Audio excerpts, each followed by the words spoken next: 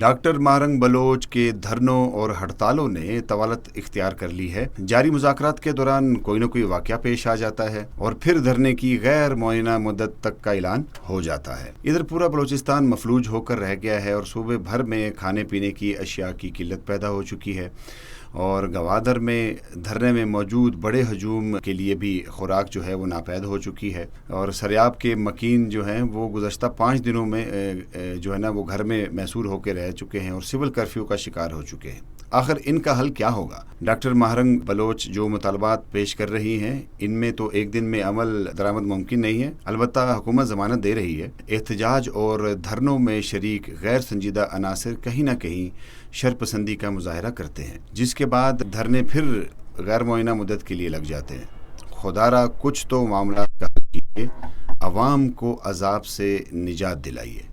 غیر سنجیدہ اور عوام کو تکلیف میں مبتلا کرنے والے فیصلوں سے اجتناب کیجیے، عقل و شعور پر مبنی فیصلے کیے جائیں تو بہتر ہے۔ اس تمام عمل میں بلوچستان کے ان لاکھوں لوگوں کا کیا قصور ہے جن کا ان معاملات سے کوئی لینا دینا ہی نہیں ہے؟